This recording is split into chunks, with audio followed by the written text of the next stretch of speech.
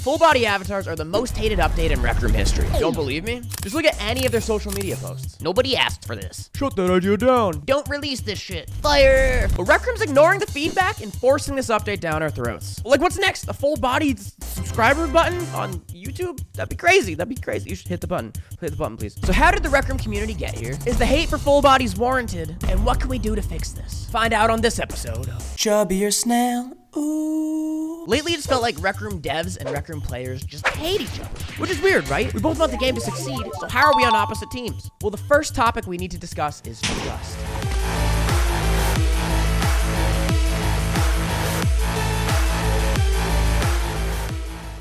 Rec Room launched in 2016, and it was a massive success. It was a cool social experience with several polished Rec Room originals. Rec Room kept releasing these originals all the way up until Stunt Runner in September of 2019. But after this, it was radio silence for almost 2 years. Fans were dying for a new game. Please feed us some scraps, Squire. But up to this point, Rec Room had built up a ton of trust. So fans were willing to wait and see what sort of 2-year super project Rec Room was cooking up. In September 2021, 2 years later, Rec Room finally released Rec Rally. Yes! Go-kart!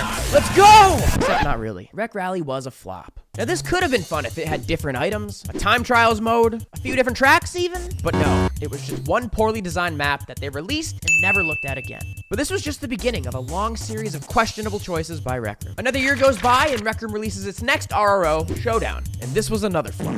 Then Rec Room eliminated its weekly challenges, which was wild because this was one of the most fun parts of the game. Then they hosted like 20 different invasion events that all felt like the same thing with just slightly different expensive items. But I think the true straw that broke the camel's back was the Elseware items.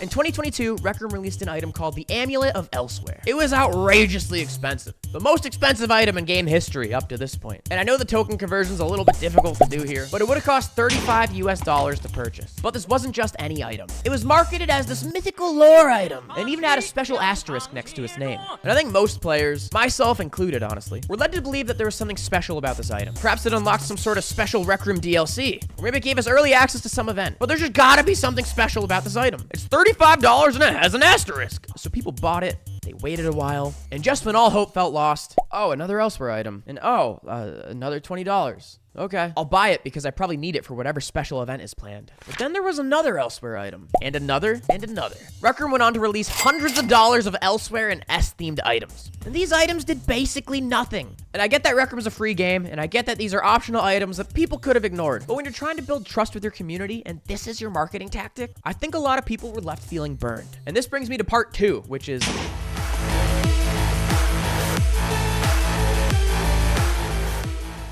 So I want to be honest with you guys, and this is the truth. Rec Room is full of passionate and intelligent employees. I've personally met like 10 different people at the company. All of them are brilliant. So the question is, how can a group of such smart people have such a shitty track record? The answer is that Rec Room is playing chess. They're not worried about today or tomorrow or even a year from now. Rec Room is looking 10 years into the future and asking, how can we become the greatest social platform on the planet? And their answer looks something like this. Give users the tools to create anything they can imagine. Pay them for contributing to the game's success, and create a network that's accessible from every feasible platform. And if you don't believe me, look at Rec Room's recent projects. Since 2019, Rec Room has become available on iOS, Xbox, Android, and more. They released the Partnered Creator Program to pay successful builders. They released the Video Partner Program to pay influential content creators. And while we're talking about it, it'd be super cool if you used my creator code in Rec Room. Just go to my profile, add me as a friend, and hit that big support button. It goes a long way. Thank you. They released user-generated clothing, more advanced game mechanics, and released Rec Room Studio, its most robust building tool yet. It's nice to know that Rec Room's thinking that far ahead. But in the meantime, it kinda sucks being a player. But that's what we get for playing VR. It's a new emerging technology and it's not in the mainstream yet. So we have to wait and be patient. It feels like you're on a long car ride with your pair. You're stuck in traffic, you haven't moved in hours, and you look outside the window and you see Gorilla Tag in a Ferrari, flipping you off as it speeds by. And you're just like, are we there yet? Are we there yet? Are we there yet? And Rec Room's just like, Shut up! Shut up! Shut up! I will turn this car around! Just shut up, please! and buy our merch. Buy our in-game items.